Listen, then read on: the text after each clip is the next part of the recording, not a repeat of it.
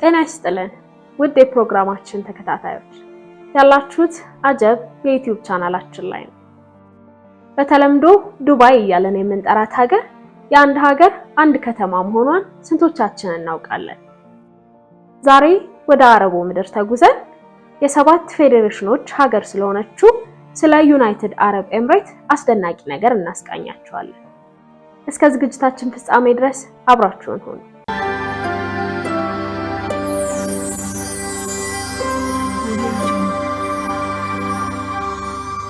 ከዱባይ የሚያብረቀርቁ ሰማይ ጠቀስ ፎቆች ወይም ከአቡዳቢ እነዚያ ትላልቅ የገበያ ማዕከሎች ከመገንባታቸው ከረጅም ጊዜ በፊት ይህ መሬት ጥንት ነጋዴዎች በበረሃ በሚያደርጉት ጉዞ እንደ መሻገሪያ ሆኖ የሚያገለግል መንገድ ነበር። እያወራን ያለነው ከጥቂት 100 ዓመታት በፊት ስለሆነ ነገር አይደለም፣ ይልቅ ከሺህ ዓመታት በላይ ስለሆነው የሰው ልጅ እንቅስቃሴ ነው። የአርኪኦሎጂ ባለሙያዎች እዚህ ይኖሩ የነበሩ ሰዎች ከሜሶፖታሚያ፣ ከፋርስ፣ ከኢንደንስ ቫሊ፣ ከናዝ ዘመን፣ ከባህር ዳርቻ ማህበረሰቦች ጋር ይገበያዩ እንደነበር የሚያሳዩ ማስረጃዎችን አግኝተዋል። ከዚያም በ7ኛው መቶ ክፍለ ዘመን እስልምና መጣ። የአካባቢውን ጎሳዎች በአንድ እምነት ስር በማዋሃድ ክልሉን ከሰፊው የእስልምና ዓለም ጋር አስተሳስሮታል። ከጊዜ በኋላ የባህረ ሰላጤው ምስራቅ አፍሪካን፣ ህንድንና ሌሎች የንግድ መስመሮችን የሚያገናኝ ዋና መንገድ ሆነ።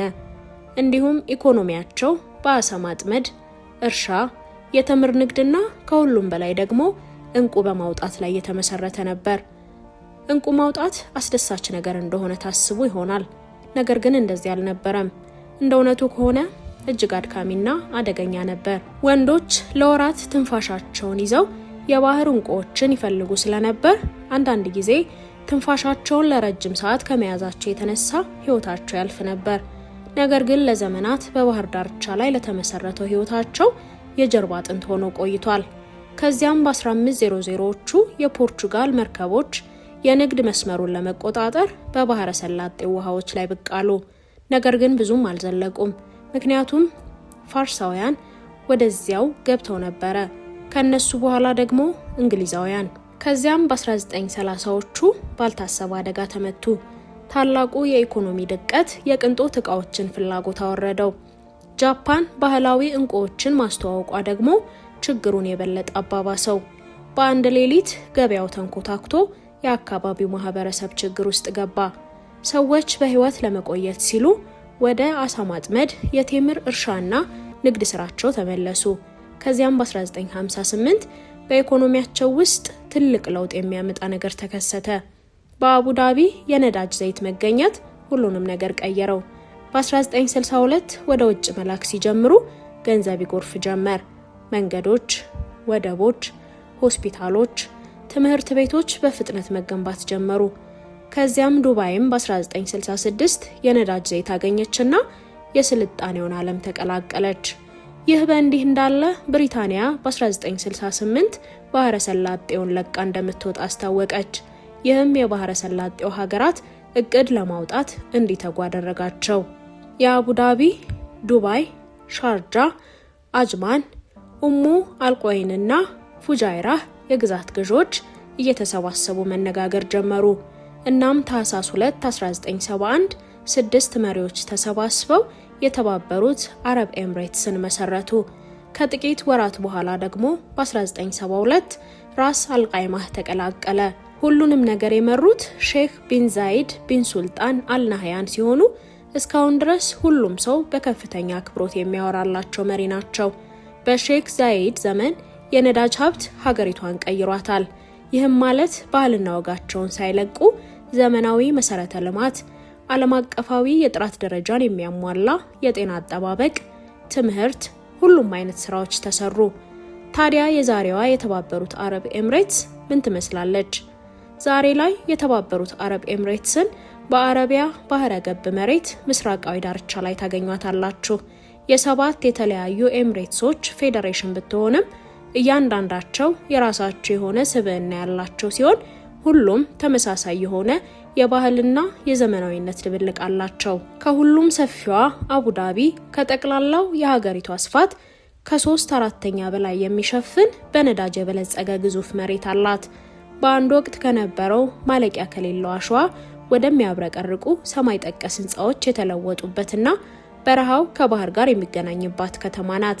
አጠገቧ ከተማ ብቻ ሳይሆን ሁሉም ሰው የሚያውቃት ዓለም አቀፍ ብራንድ የሆነችው ዱባይ አለች።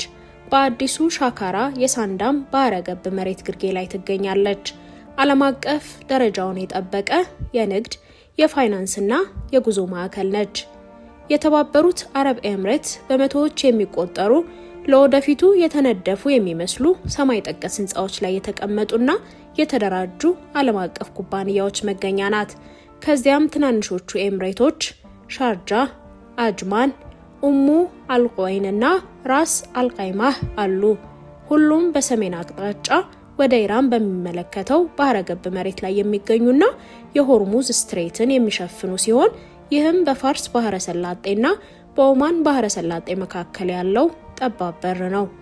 ፉጃይራህ ደግሞ በፋርስ ባህረ ሰላጤ ላይ የባህር ዳርቻ የሌለው ሙሉ በሙሉ ወደ ኦማን ባህረ ሰላጤ የሚያመራ ብቸኛው ኤምሬት ነው እና 7 ፌዴሬሽኖችን የያዘችው የተባበሩት አረብ ኤምሬት ግዙፍ ሀገር ናት ብላችሁ ታስቡ ይሆናል። ነገር ግን እንደ እውነቱ ከሆነ ከፖርቹጋል በጥቂት ብቻ ነው የምታንሰው። በምዕራብና በደቡብ ከሳውዲ አረቢያ፣ በምስራቅና በሰሜን ምስራቅ ከኦማን ጋር ትዋሰናለች። ሀገሪቱ በሙሉ ማለት ይቻላል በረሃማ ናት። በድንጋያማ ቦታዎች፣ ለጥ ባሉ ሜዳዎችና የአሸዋ ክምሮች የተሞላች ናት። ከአቡዳቢ 160 ኪሎ ሜትር ወይም 100 ማይልስ ርቀት ላይ በዘንባባ ዛፎቿና በምስራቅ ጠርዝ ላይ ባለው ኩል ስፕሪንግ የምትታወቀው ከተማ አልአይን ትገኛለች። ሻካራና ደረቅ የሆኑት የሃጃር ተራሮች ከፍታቸው ወደ 2000 ሜትር ወይም 6500 ጫማ ይደርሳል። እንዲሁም ዋዲስ በመባል የሚታወቁት የወንዝ ዳርቻዎች ከክረምት ዝናብ በኋላ ብርቅዬ የአረንጓዴ ቦታዎችን ይፈጥራሉ። ነገር ግን የተባበሩት አረብ ኤምሬት አሸዋማ ብቻ አይደለችም። በሁለት አቅጣጫዎች የሚዘረጋ የባህር ዳርቻ አላት። አንደኛው የአረብ ባህረ ሰላጤ ሲሆን ሌላኛው ደግሞ የኦማን ባህረ ሰላጤ ነው። የባህረ ሰላጤው ዳርቻ ዝቅተኛ፣ ጠፍጣፋና ጥልቀት የሌለው ሲሆን በኦማን በኩል ደግሞ ሻካራ ድንጋያማና እንደ ዲቫ፣ ኮርፋካንና ካልቨር ያሉ የተፈጥሮ ወደቦች መኖሪያ ነው። በእነዚህ ልዩነቶች ምክንያት በእያንዳንዱ የባህር ዳርቻ ላይ ያለው ህይወት በትንሹም ቢሆን ይለያያል። ምንም እንኳን ሁለቱም የብዝሃ ህይወት ልዩነታቸውን በህንድ ውቅያኖስ ሞቅ ያለ ውሃ ምክንያት የሚያቻችሉት ቢሆንም የበጋ ወራት በጣም ከባድ ነው። ምክንያቱም በባህር ዳርቻው የሐምሌ የሙቀት መጠን በአማካኝ 33 ዲግሪ ሴልሺየስ ወይም 91 ዲግሪ ፋራናይት አካባቢ ነው። ነገር ግን እስከ 46 ዲግሪ ሴልሺየስ ወይም 115 ዲግሪ ፋራናይት ሊጨምር ይችላል። በበረሃ ውስጥ ደግሞ የበለጠ ሞቃት ነው። አንዳንድ ጊዜ እስከ 49 ዲግሪ ሴልሺየስ አሊያም 120 ዲግሪ ፋራናይት ይደርሳል። እንደ እድል ሆኖ ክረምቱ ያን ያህል ከባድ አይደለም። ጥር በአማካይ 18 ዲግሪ ሴልሺየስ ወይም 64 ዲግሪ ፋራናይት አካባቢ ይሆናል። የተባበሩት አረብ ኤምሬት ፊውቸሪስቲክ ሰማይ ጠቀስ ህንፃዎችንና የቅንጦት የገበያ ማዕከሎች ብቻ ነው ያላት ብላችሁ የምታስቡ ከሆነ ያያችሁት ግማሹን ጎን ብቻ ነው። ይህችን ሀገር የሚያንቀሳቅሰው አስደናቂ የፖለቲካና የኢኮኖሚ ውህደት ነው። እናም ሁለቱም በመብረቅ ፍጥነት ተሻሽለዋል። በፖለቲካዊ መልኩ የተባበሩት አረብ ኤምሬትስ አንድ የከተማ ግዛት ሳይሆን የ7 ኤምሬትስ ፌዴሬሽን ሲሆን እያንዳንዱ የራሱ ገዥ አለው። የላይኛው ክፍል 7 ገዢዎችን ያቀፈው የፌዴራል ጠቅላይ ምክር ቤት ሲሆን በዚያ ምክር ቤት ውስጥ አንዱ ፕሬዝዳንት ሆኖ ይመረጣል። በታሪክ እንደታየው ሁልጊዜም ፕሬዝዳንት የሚሆነው የአቡዳቢው ገዢ ሲሆን የዱባዩ ገዢ ደግሞ ምክትል ፕሬዝዳንትና ጠቅላይ ሚኒስቴር ሆኖ ያገለግላል። በእርግጥ ፍጹም የሆነ ንጉሳዊ አገዛዝ ነው። ነገር ግን በኤምሬትስ መካከል ከፍተኛ የሆነ ትብብር ነው ያለው። ለዚህም ነው ሀገሪቱ ከአብዛኛው የቀጠናው ሀገራት ጋር ሲነጻጸር በጣም የተረጋጋችውና የቆየችው። በኢኮኖሚም በአንድ ወቅት የተገኘ እድልን ወደ ዓለም አቀፍ የኃይል ማመንጫነት የለወጠው ይሄው ነው። በ20ኛው ክፍለ ዘመን አጋማሽ ላይ በአቡዳቢ ነዳጅ በተገኘበት ወቅት የተባበሩት አረብ ኤምሬትስ ከትናንሽ የአሳ አጥማጅና እንቁ አሳሽ ማህበረሰብነት በዓለም ላይ ካሉት እጅግ ባለጸጎች አንዱ ወደ መሆን ተሸጋግረዋል። ነዳጅ አሁንም በሀገሪቱ ኢኮኖሚ ላይ ከፍተኛ ሚና ይጫወታል። ከጠቅላላ የሀገር ውስጥ ምርት 30 በመቶውን የሚሸፍን ሲሆን ይህም በ2024 $537 ቢሊዮን አካባቢ የሚደርስ ነው። የተባበሩት አረብ ኤምሬትስ የወደፊት እጣ ፋንታዋ ሙሉ በሙሉ ከመሬት በታች ባለ ነገር ላይ ጥገኛ እንዳይሆን ለማድረግ ጠንክራ እየሰራች ነው። ለምሳሌ ዱባይ ሀብቷን የገነባችው በነዳጅ ላይ ሳይሆን በንግድ፣ በቱሪዝም፣ በሪል ስቴት እና በፋይናንስ ላይ ነው። ሀገሪቱ ነፃ የንግድ ዞኖችን በማቋቋም ዓለም አቀፍ ኮርፖሬሽኖችን ለመሳብ በቢሊዮን የሚቆጠር ገንዘብ ለመሰረተ ልማት አውጥታለች። የምናወራው ስለ ዓለማችን ቁጥር 1 ስራ የሚበዛበት ዓለም አቀፍ አየር ማረፊያ፣ እንደ ዘንባባ ዛፎች ቅርጽ ያላቸው አርቲፊሻል ደሴቶችና በ3000 ዓመተ ምህረት ውስጥ ያሉ ስለሚመስሉት ስለ ሙዚየሞቻቸው ነው። እንዲሁም የንግድና ፈጠራ ማዕከል የሚል ስያሜ ለራሳቸው አትርፈዋል። እንደ ቪዥን 2031 ያሉ እቅዶች እንደ ቴክኖሎጂ፣ ታዳሽ ኃይልና የላቀ ማኒፋክቸሪንግ ያሉ ዘርፎችን ለማሳደግ ያለሙ ናቸው። ከዚያም በተጨማሪ የተባበሩት አረብ ኤምሬትስ በሶላር ፓወር እና በጠፈር ምርምር ላይ በከፍተኛ ሁኔታ ኢንቨስት እያደረገች ነው። እናም ይህ ሁሉ የሆነው በዚህኛው የዓለም ክፍል ብርቅ በሆነው የፖለቲካ መረጋጋት የተደገፈ በመሆኑ ነው።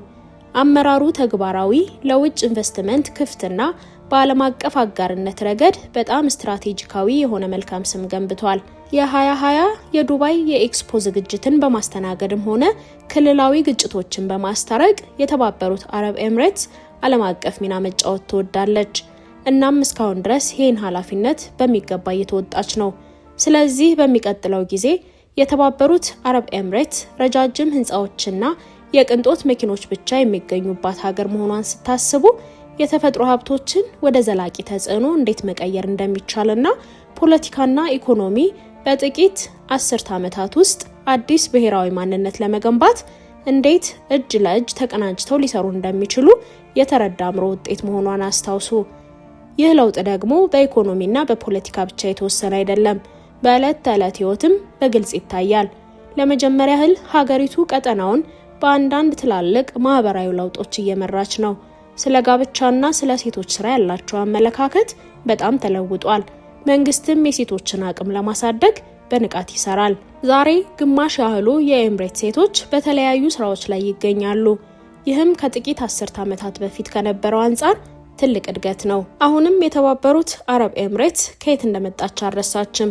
አብዛኛዎቹ ኤምሬቶች እንደ ዘላኖች ሆነው መኖር ወይም ቀኖቻቸውን በፋርስ ባህረ ሰላጤ ውስጥ እንቁ ሲፈልጉ ባያሳልፉም በርካታ ባህልና ወጎቻቸው ግን አሁንም ድረስ አሉ።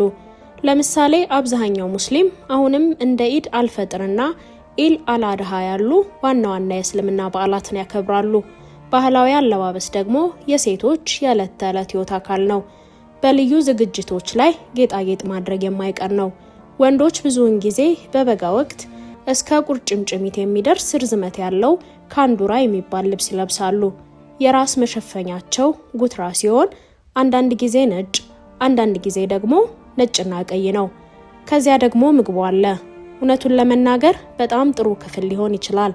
የኤምራቲ ምግብ ለዘመናት የኖሩበትንና ያለፉበትን ባህላቸውን ሁሉ የሚያሳይ ካርታ ማለት ነው። እንደ ሁቡዝ፣ ፈላፍልና ሸዋርማ ያሉ ክላሲክ ምግቦችን እንዲሁም በፋርስ ቅመም የተዘጋጁ የሩዝ ምግቦችን ከካርዲሞምና ከሮዝ ውሃ ጋር ያገኛሉ።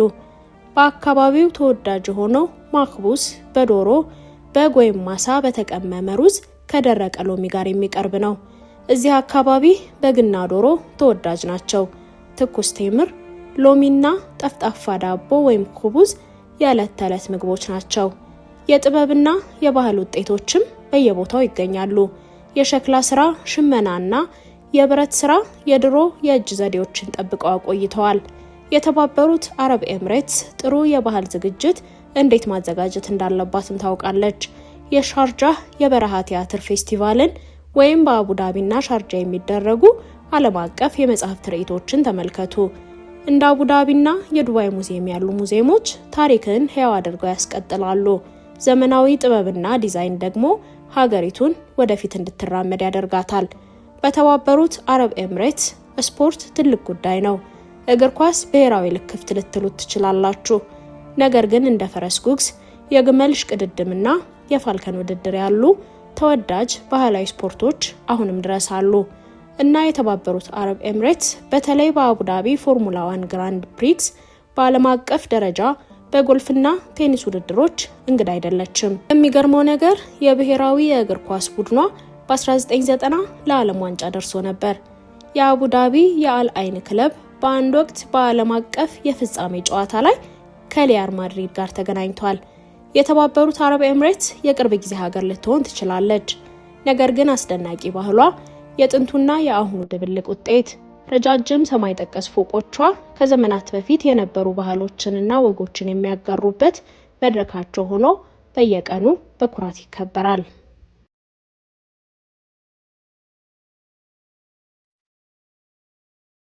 ውድ ተመልካቾቻችን ለዛሬ ያዘጋጀንላችሁ ፕሮግራም የተከታተላችሁትን ይመስል ነበር።